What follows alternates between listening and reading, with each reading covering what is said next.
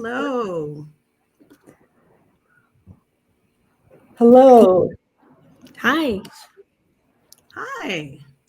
I like to say thank you for joining us today, and I want to thank Christopher and the GatherVerse team for making this happen. How is everyone? It's been cold here, so I have my sweater on. Great. So I think it'll be good for us to do a quick introduction and let us know what you're doing and where you are located. Let's start with to my left, Sabrina, Dr. Hi. Thank you, Rose. I think you're muted. Am I still muted? You are. Perfect. My name is Sabrina Anjara. I'm a psychologist and a behavioral science researcher in Accenture's flagship innovation hub in Dublin, Ireland. My research portfolio includes how experts interact with emerging technology, equal representation in R&D, behavioral science experiments for sustainability, and for the last 1 year, human interactions in the metaverse. Before joining Accenture, I worked in academia in research roles in Dublin, Cambridge, United Kingdom, Melbourne, Australia, and also in a clinical role in Singapore. That's me. I'm very happy to be part of this panel, and I look forward to our discussion.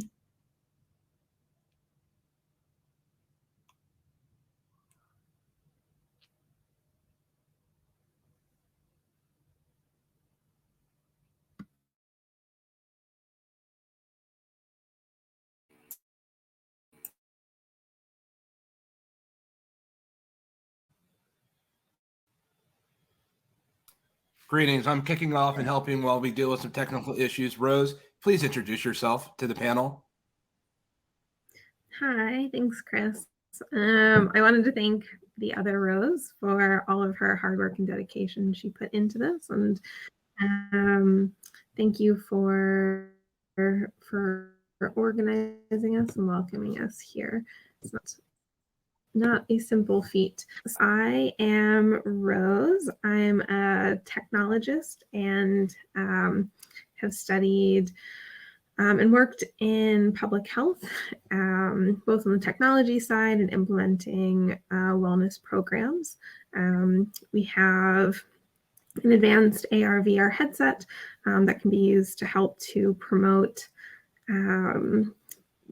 wellness in the workplace, everything from helping to be more calm, as well as not having the residual effects of looking at a computer in your eyes. And then we can also help with just worksite wellness integration as well. Yeah, so thank you so much, Rose. Nicole, you're up. Is Nicole with us? Hi, my name is Nicole Anderson, and I am the founder and CEO of Mind HR Solutions and Mind Recruiting. I'm also the founder of Yodel, which will be the world's first recruiting matchmaking app and job site.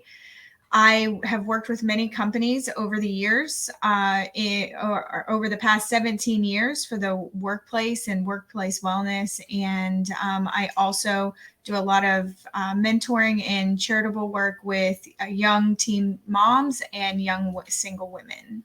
So, thank you so much, Nicole. Amelia?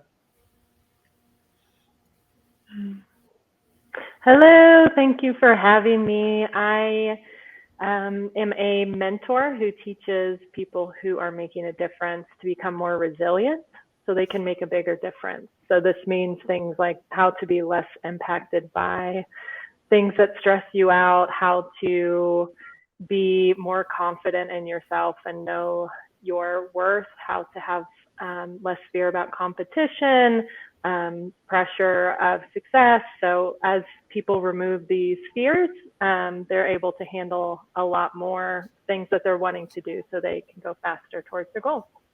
And I'm also a successful real estate investor as well. Good to know. Thank you, Amelia. Paige Danziger, happy to have you. Thank you, Christopher. It is fantastic to be here at the second annual GatherVerse Summit and learning and connecting with these incredible panel members. Thank you. I'm Paige Dansinger, the founding director of Better World Museum, Horizon Art Museum, and Women in Horizon. Better World Museum was a brick and mortar space for over 5 years here downtown Minneapolis. And there we used indoor edible gardens, creative technology, and virtual reality, creating drawing gardens together with community makers. We became a Facebook Community Leadership Fellow and had the opportunity to draw in the VR garden with people all around the world as a way to create more resiliency, inclusion, dissolve isolation, and feelings of overwhelming powerlessness. Today, Better World Museum is a white wall template museum inside of Horizon Worlds where artists in residence dismantle the museum and create their version and their vision of a better world. Thank you so much, Paige. And to the audience that's with us, coming from all over the world, quite literally, that are sojourning with us for this day 2 and the last roundtable discussion that we have for this day of exploration, if you will, we welcome you to the work, a panel discussion on healing, compassion, thriving, and moving forward better. We are at a point in time where we begin to think about what is wellness and thriving, and what does it mean to prevail in work environments and where we develop and build, and for whom we build for these technologies. And Dr. Anjara, I want to begin with you at where, when we talk about the intersection, we often hear this word intersection, and there's many things that are intersecting. When we talk about this intersection of technology and humanity, for you and from your lens and your study of work, where does that mean and what does that look like? Well, the intersection between technology and humanity and wellness in particular is probably growing over the last 10 years or so. So the idea of human well-being, physical, mental, and financial well-being used to be solely the domain of the physical space. But we never know what technology does in our society. And, when the mobile phone was first introduced in 1973, we know that the function of it was to conduct long-distance phone calls better than landlines. And now we're using our mobile phones for meditation, for mindfulness, for online banking, for connecting with others, for browsing, and even for working. And so suffice to say that technology has permeated all domains of life. Thank you, Dr. Sabrina. And what's so amazing about this is that we're sitting here as we hear this child in the background and such an important question. When we talk about the intersection of technology and humanity and Amelia, we have to celebrate this moment. Audience, don't turn from this. This is something that's unconventional, but this is part of the real world that we live in, where we've become more virtual in the past 37 months than we have the past 37 years, and we aren't going back.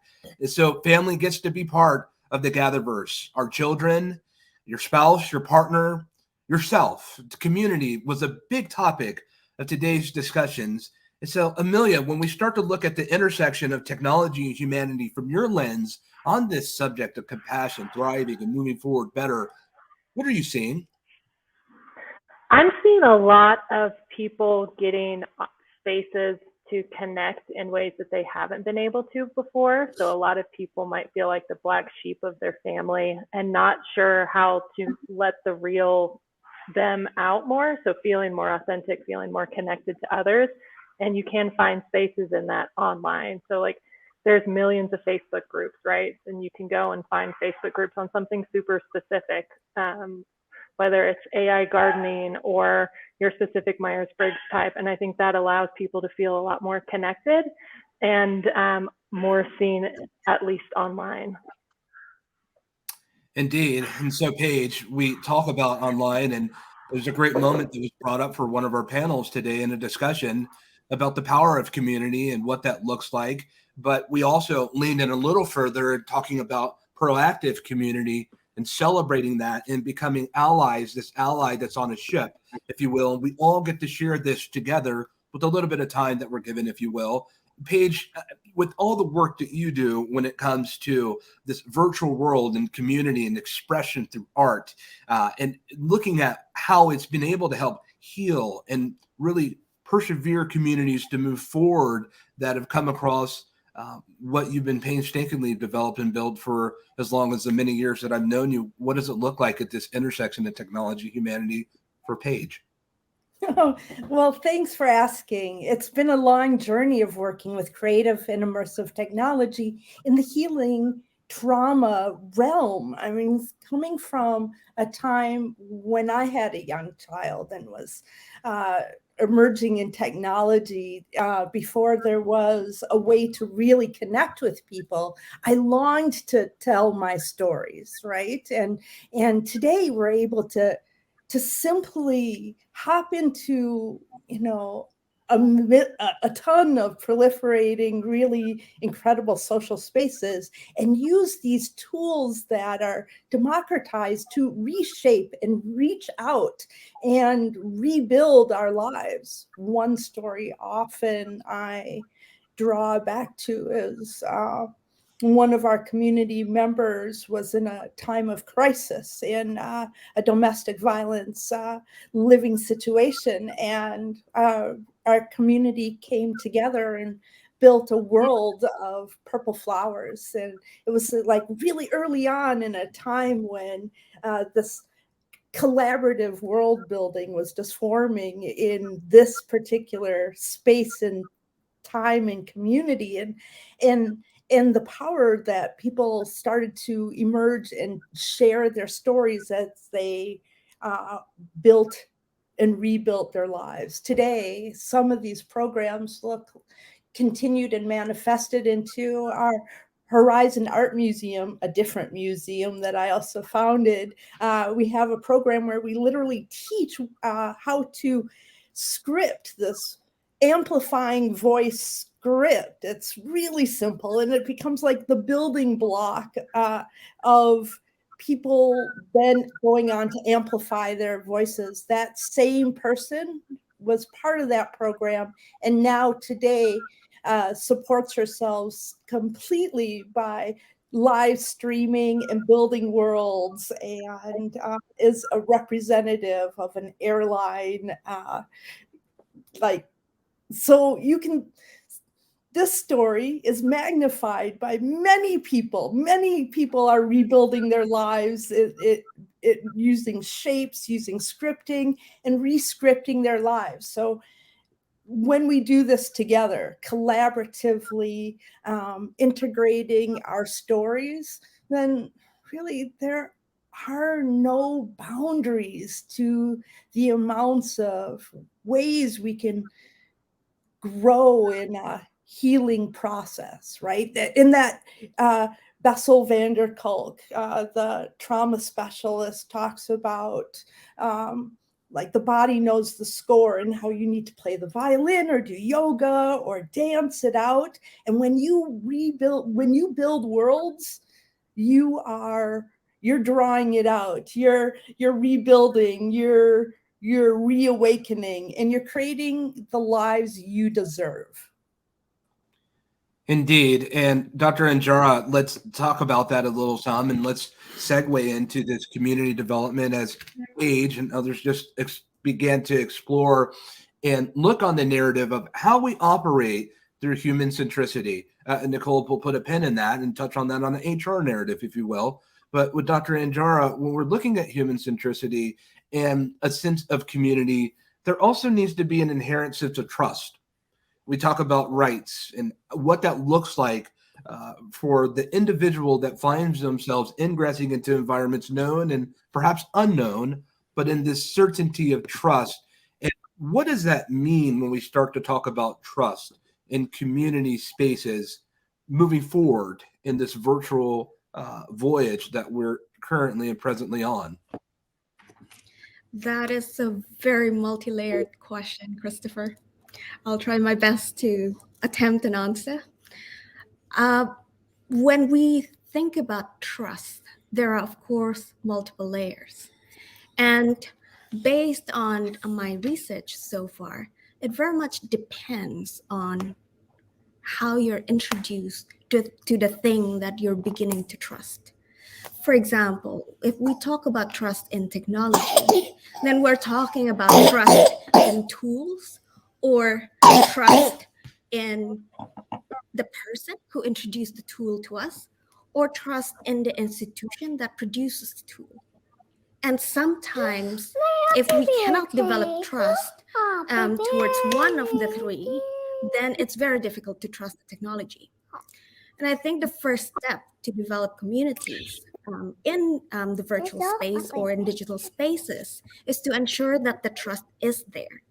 And it is perhaps the responsibility of platform developers, of designers of virtual spaces, digital spaces, to really develop. I'm sorry, my kid is just singing happy birthday.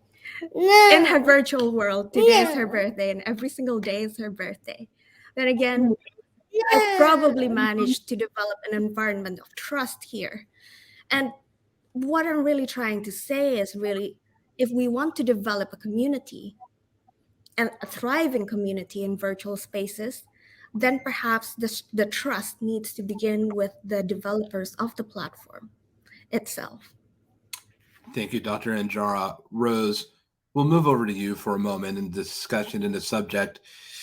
When we talk about healing, when we talk about wellness, because I believe that we all can agree that without wellness, we have no practical application and human application to using technology.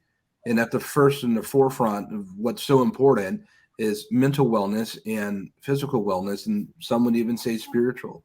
When we talk about wellness with the work that I know that you've been invested in your whole entire career, if you will, what does that look like for your lens in the face of community and global need?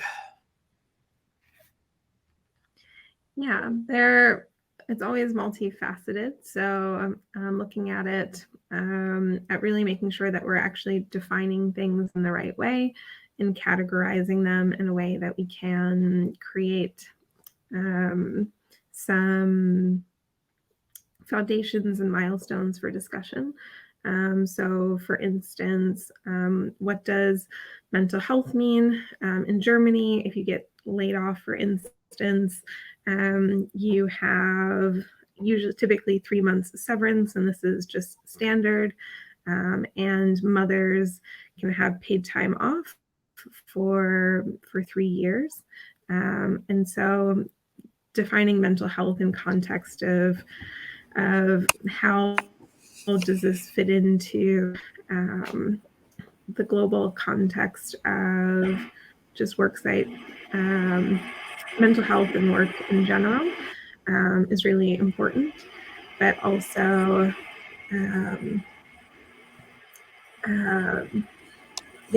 physical health and defining the right metrics as far as what does it mean to really be thriving and those sort of things. Welcome back, the other Rose. Thank you. If you want to, we were just chatting about what is wellness. Yeah. Okay. Well, I guess that'll be a good time for me to ask about what does healing mean to you? And so D. Eliot said that healing is positive, subjective, and unpredictable process involving transformation and a new sense of wholeness, spiritual transcendence, and also reinterpretation of life. And so looking at it operationally, healing is a personal experience. It's transcending and suffering and in transferring wholeness. So even in my search for healing, it always came back to self first. So I'd like to get Amelia, if you can touch on that, please. What does healing mean to you? Sure. So some people obviously think healing is more softer, like I'm just going to manage what's going on with me. I just want to get to the point I can just kind of wrap my head around this. And other people are more extreme. So it's a subjective word. in my personal opinion, and what I would want for other people is for them to get to the point their pain, their wound, their current struggles in life are a thing of the past. So they're not focused on it right now. It's not holding them back. It might surface every once in a while because there's different layers of pain, especially if you've had significant trauma, or you've dated someone who didn't treat you well, or you had a boss that didn't go well, or you started a business and the business failed. I would love for people to get to the point you learn the lessons from those, and then you move on and know how to have that not hold you back anymore. Because I would love for people to be more focused on helping the world rather than holding themselves back by their past.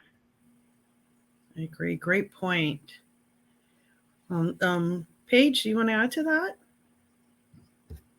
Well, I think I nodded all along. Those are such good words. I really like being able to, let go and walk forward, right? And create this new vision that you are able to redefine yourself every day, right? As I talk about building your life with the world, that can happen like outwardly and inwardly on a cellular, like, healing level. And you're able to recreate what that looks like. You're in control, and having the perspective that you're in control of that, your future and the way you walk forward better or stronger or more impactful or including more people or taking more breaths. It's also a journey because all of a sudden, you can have a new stress. So people are constantly under stress. I mean, we kind of have, even in the most comfortable lives, we have all kinds of traumas of different levels happening at all time. And if you're able to adapt through them, right, that's great stress management. And I think having a program or an idea, like a method, I know that when I paint in VR, it makes me feel good. And I love the VR fitness and everything. And that these things are your tools. So taking those times out to like prioritize those as being part of your working plan, right? That's really critical. And saying no, empowering yourselves in ways that you are able to use your voice more to say no to the things and inequities that you face in your life. And so when you're empowered by making things or connecting with people or finding tribes and gathering and feeling or hosting events, the more you do this, the more you feel like a leader and finding that your voice carries that leadership role. And part of that is having boundaries and learning to say no when you're in abusive or negative situations. And all of that is great tools of navigation. So every time we empower people to do that, whether it's financial abuse or work abuse or other kinds of abuse, we're on our way together, right? So working on it cellularly, working on it in the community, working on it personally, and knowing that it's a journey. It's not like something you do and then you move on. It's like a daily occurrence of well-beingness. It's a verb, right? It's what's happening. Yes, thank you for that. Rose, would you like to add to that, please? Thank you. Yeah, sure. Just quickly wanted to, I agree with both of the women, but just to add to it, healing is really about just having these things no longer influencing us, or being able to fully take ownership and be able to share the lessons from the fullest versions of ourselves, without other people from the past, or who are still in our present, have an influence in any other way than what is for our best self and for the good of other people. And with the tools that are coming around, our healthcare app application is really great at helping to get to the root cause in order to help people to accelerate that healing process quite a bit more. And there are dozens of other tools that are coming out to allow people to be the fullest expression of themselves. And I think it's going to be a really incredible and thriving future. Yes, I'm looking forward to that, incorporating that. So that we can actually go more into cultivating compassion in the workplace. And Nicole, being that you are an owner, business, writing, you're doing it all, right? I'd like to hear from you. Yeah. So I think technology is fantastic, but sometimes through technology, we found a way to kind of hide some of our compassion because it's easy to put things into words on a screen. And when you put those words on a screen, they can sometimes come across a certain way and not be able to express the absolute compassion that you would had you been in person with somebody. And I think in the workplace, with individuals that are overworked and they're trying to keep up with their managers and keep their jobs and in such a global workforce, that sometimes we have to stop and take a deep breath and remember that our words have power, even when they are written words.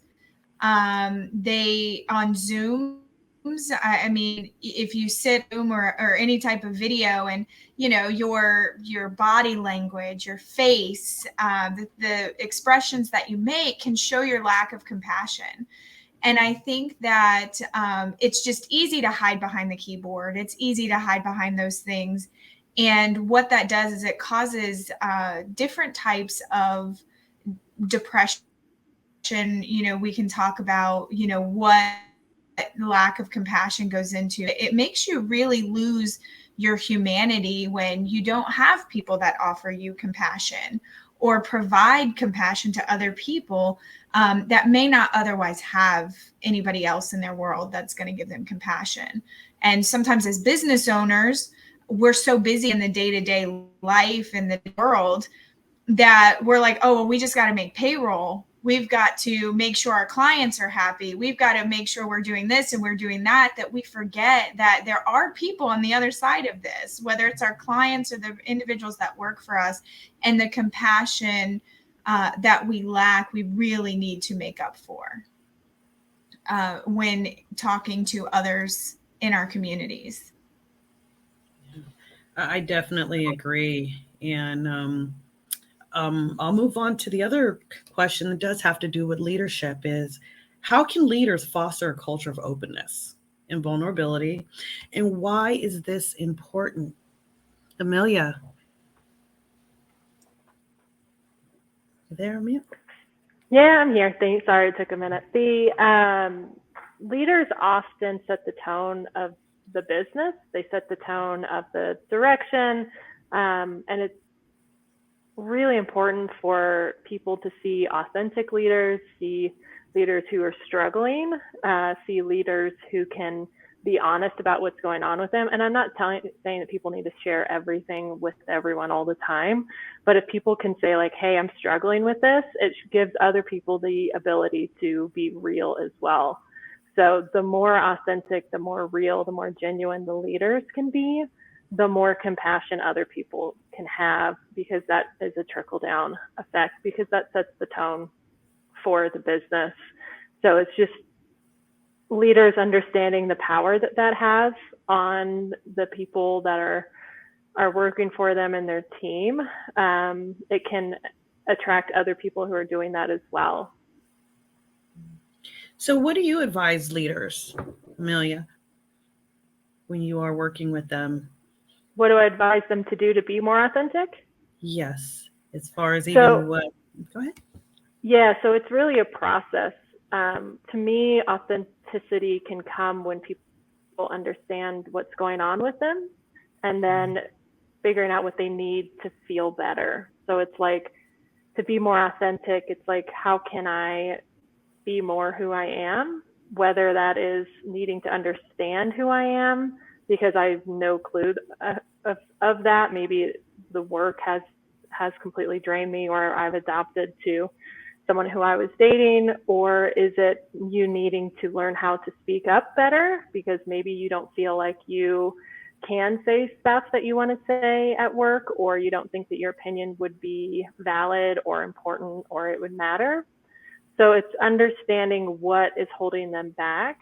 Sometimes leaders know, sometimes they don't, and then having the right tools to work through that. And a lot of times, as they remove some of these layers that keep them inauthentic, they'll be more happier, they'll feel more genuine because they are able to be more of themselves.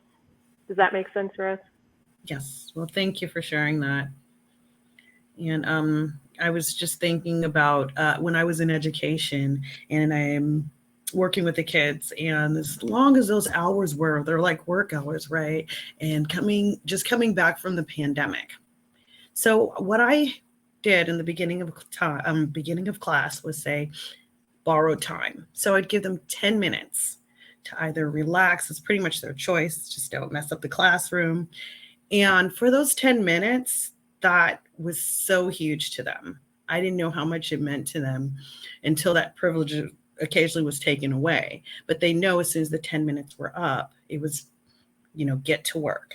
I saw the engagement even when we would start classes, and I had students come up to me and say, thank you, Ms. Rose, for allowing me to choose this time, and just seeing it on that level and how important it is to them. And doing those kind of things, it really made a difference. And I didn't understand it until they brought it to my attention. So thank you. Anyone else would like to add to that? Sabrina. Sorry. Go ahead. I know. I'm sorry, Sabrina. Go ahead. Oh, either. Actually. Oh, Nicole, please do. Mm-hmm. I want to add to what Amelia was saying about authenticity, and what I found with working with leaders in the workplace, because it is hard to connect to employees. There's a fine line there. As you were saying, you don't want to share too much, but teaching those leaders to heal is the first place to the authenticity. Is that they have to heal and they have to start taking accountability for their actions. I've seen it quite a few times. Leaders don't want to take accountability because then that means they would have to address some of their issues that they have. And whether that's they don't have control at home, so they come into the workplace and they just exert so much control over the workplace that it makes it miserable. And so that the healing topic that we were just talking about, healing plays a huge role in being able to be authentic and being able to cultivate a workplace of compassion and humanity. And it's teaching those leaders that it's okay to heal. It's fine. Like, we need you to do that so we can be more productive in the workplace. And that's all I wanted to add to what Amelia was saying. I think that's great mindfulness, and also acknowledging others, and also being humble too as a leader. It's all kind of part of it. And so what can technology play in this, in cultivating this compassion in the workplace? So Nicole, would you like to touch on that? About compassion? So technology has given us a wide range of resources. So we can reach out to other countries, other cultural facilities, and see what they're doing to bring into our own workplaces, and vice versa. And so using technology, Rosie was talking a little earlier about, the app and the program that they have that can help with the wellness. And we're so used to our phones that we want to do things on our phone, or on a computer. So having our employees go through any type of wellness program where it's gamification, or it's, fun art, as Paige was talking, if they can get on and chat with other people, you learn different skills and you're able to offer that as a benefit in the workplace. So technology has just been able to expand our resources globally to find the best solution for a specific workplace. I'd like to build on that. So, on the point of technology and mental health, technology can really be used to support the development of mindfulness and meditation practices. So, mindfulness is really considered an important factor of a person's subjective well being. The field of human computer interaction has investigated many different approaches that strengthen mindfulness, for example, by inventing apps that support mindfulness meditation. So these approaches would probably use smartphones, most of the time, tablets, or desktop even, to allow for everyday usage in people's lives. But more recently, virtual, augmented, and mixed reality have been used to also encourage mindfulness practices. And I think Rose might probably build more on this. So essentially, when we allow virtual, augmented, or mixed reality to be part of our mindfulness practice, we're allowing a wider range of potential sensory stimulation, cognitive manipulations, being immersive in the technology. And it really has the potential to provide interactive and body-based innovation to your practice. Now, the use of technology in general to support mindfulness has massive potential benefits as well, because as we probably all have heard, new behaviors take a while to develop to become a habit. So apps can be programmed to send reminders to help build this habit. Apparently, research shows it takes anywhere between 18 to 245 days to build a habit, with an average of 66 days for behavior to become naturally part of your life. Thank you. Thanks for sharing. So, Rosie, if you wanted to provide just some kind of technical or elaborate what you mentioned earlier about the technology. Yeah, I think the most important shift we're going to see coming forward, beyond just having extra tools, is having more accountability. So for instance, I won't name names, but there's at least one big technology CEO that's been working on a technology in health and wellness space that just isn't working, and seeing more and more press come out to hold this accountable and to make more room for other technologies that do work. And one of the things that we're doing with health and wellness, there just isn't any tracking to see which modalities are actually helping and not. And so as we do this and start to increase our accountability and access to tools, then we'll be able to have more resources, and we'll also normalize what failure looks like, and that like sometimes things just don't work out. We like had the wrong idea, and that's okay. And we tried to make CEs fit into this perfect world and operate perfectly, and most of the time they do, but ultimately we'll make more progress as soon as we can kind of show up and see where the mistakes are and whether or not we're actually headed down the right path. And that's what leadership is sometimes you have to admit that it's hard but worthwhile. Paige. Thank you.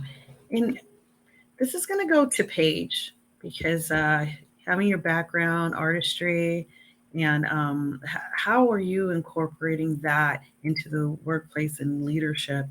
So I'll have you expand on that. Thank you, Rose.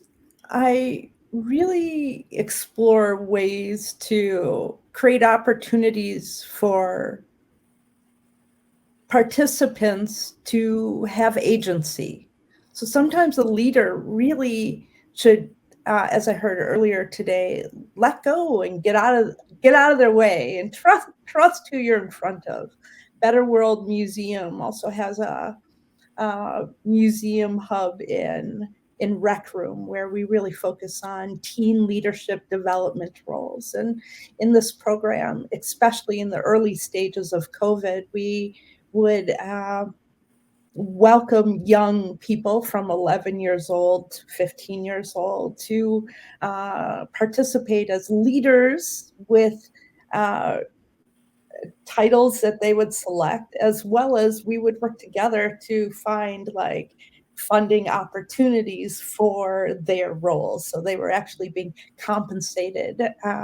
One member was a 15-year-old was the senior architect and rebuilt the museum. And all I said is, I totally trust you. There were 3 young people, and over the course of 3 days, they worked together to create this museum led by this one 15-year-old. And during this process, they became friends, and each one of them ended up with a leadership role. There was,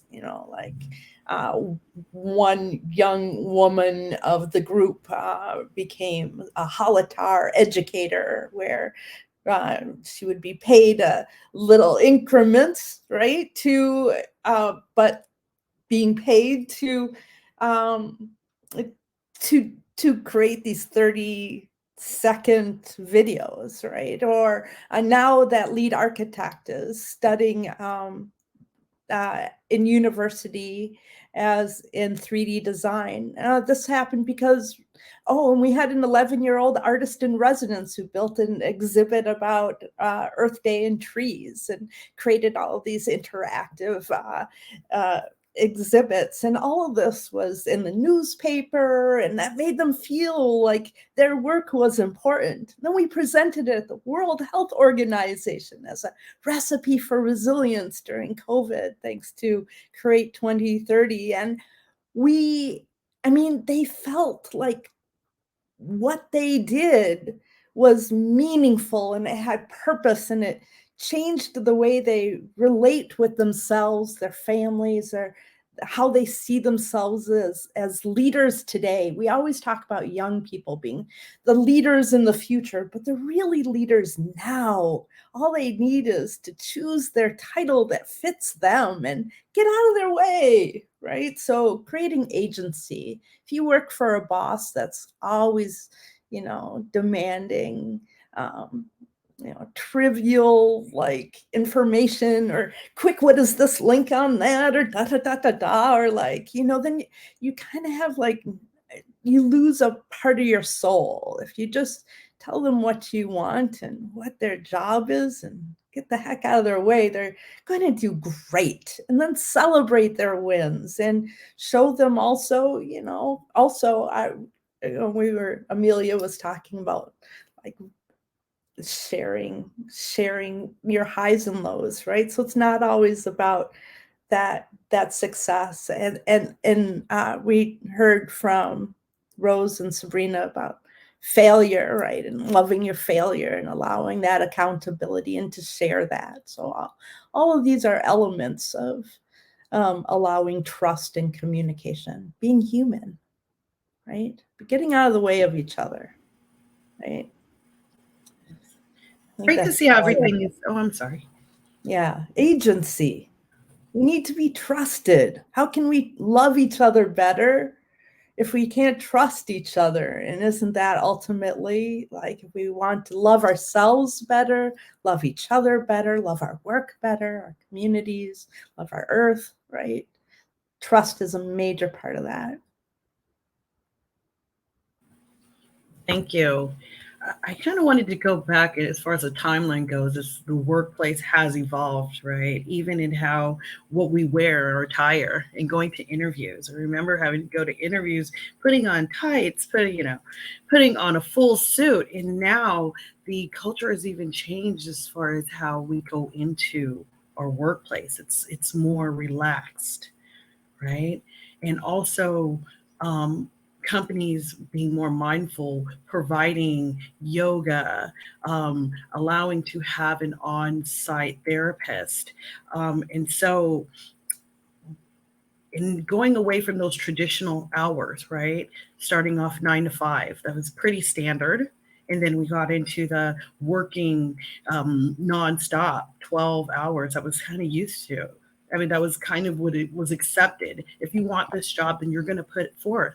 And it was about productivity and less about the employees. So that's so I want to address burnout. How can we address that in the workplace? You know, anyone want to take a stab at that one? I'm sure we got a lot we can contribute on that one. I have quite a bit on that topic. A technology is honestly one of the biggest and best tools that we can use to address burnout. Technology has proven to raise effectiveness, and efficiency and effectiveness leads to less hours working, less human hours working on the most mundane task, where somebody can take what they actually want to do and what they actually want to learn and want to do as their career and put that to use. So when you look at, if you're a sales individual and you're working off of commission, now they can automate sales emails. They can even automate phone calls. So they're spending time building relationships now, instead of burning out for 7 months making these sales phone calls that are leading to nowhere. Now computers and technology are taking care of that. And it's also giving individuals better the ability to time manage, where they can set certain things up on whatever systems or computers that their company has asked them to use. Technology has allowed us to have a global workforce. So we can actually be working 24/7, but not one individual is working 24/7. Now you have someone that's working in the United States. When they get off, now continuing your business. So you have somebody that's only working 8 hours or 4 hours, 5 hours, depending on their time. So technology has really helped with that burnout. The sad part is, though, is there's still 69% of workplaces or employees in the workplace in the United States reporting high levels of burnout.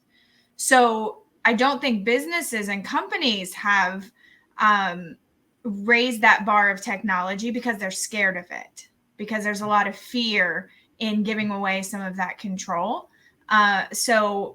I think, though, in the future with the metaverse and AR and AI coming in, we're going to have to address that as businesses to be more modern, to help with depression. I mean, depression in adults is 39%, and it's led by burnout at work. Yes. Do you think working from home has really been the answer to burnout? It seems to me that it's almost that illusion that it's addressing burnout, right? But you actually seem to work more. Yeah, you may take a little bit more breaks or get things done, but are really shutting it off. Now we have our computer, we have our phone, so it's constant contact. So this working from home, does that really address that? Or are you finding? What are you seeing over there? Anyone? I like working from home. I actually I like it. I like it. You know, I liked working in museums. I like working around the world. I like working with people. But there's people in my VR headset, and that's where I really like working. I don't love working on Zoom, but I love when I'm in a Zoom meeting, like connecting with people. So it's wherever the people are, I'm happy working.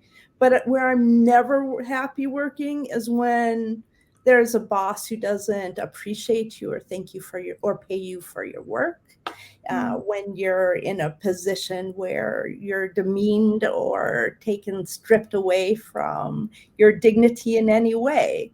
So it's No, I'm cool working anywhere as long as the people are good to each other and not devaluing. So if you can work anywhere. Like I could move across the world and go work in an incredible office, but if there's somebody in that office that makes me feel like I don't have value or they don't care about my value, that's what impedes good work. I can jump in here. I think the pandemic really showed us that workers need not be in an office building for the organization they work for to remain productive. So the fact that we're all exposed to extended lockdowns showed everyone that remote working is no longer seen as a perk, but it's now a minimum requirement for a job. A lot of people, when they're forced to return to the office, they end up quitting their jobs. Well, there's a survey carried out by the Economist Intelligence Unit in 2020, which found that 75% of workers in Canada, France, the UK, UAE, and Singapore wanted to work from home post-pandemic. And surprisingly, employers thought they would lose control over their employees if their employees work from home, but that's not true. So recent research showed that there's an increase in productivity as well as reduced turnover and reduced real estate costs. But of course, there is that flip side, Rose A, that you mentioned earlier, the always on culture. So there's another type of research that's carried out on middle management, hospitality employees in China who are forced to work from home during the pandemic. And it showed that digital work connectivity is a cause of employee withdrawal because they want to protect themselves against information overload and expectations that they will respond to their boss's email at 2 o'clock in the morning, 5 o'clock in the morning. So interestingly, there are several countries in Europe which had anticipated this kind of always-on culture. So France, for example, identified this risk even before the pandemic, back in 2016, and implemented a law which grants employees the right to disconnect from work calls and emails outside of normal working hours. Germany has taken a more corporate self-regulation approach, encouraging employers to decide what's their working hours and to give all their employees the right to disconnect. So in short, I think we've learned so much from the pandemic and all the safeguards could be implemented. So yeah, in the implementation of it, what we need to ensure is that nobody will fall through the crack, like Paige said earlier. Thank you. I would like to leave the. Can I just quickly add? Can I just add to the statistics? So just quickly, because we only have a couple minutes left, but also if you look at the return on investment of workplaces actually investing in mental health or worksite wellness, ensuring that looking at the metrics, are people functionally being productive, not just putting out work, but how do they feel about the work? Are they thriving? Are they exercising? These sort of programs actually have a very high return on investment and can be one of the best things that worksites do to retain employees and change the bottom line. So there really is there should not be any excuse not to implement the programs. Like worksite wellness definitely works. Well, thank you. I just wanted to add by saying thank you. I appreciate the conversation and takeaways from this. I do want to ask, it seems like we have a little bit of time. Someone can briefly answer. How does one thrive in this shifting work culture? And how can companies support that? Someone can take that over quickly. Yes. Amelia, you want to send it home if you don't mind?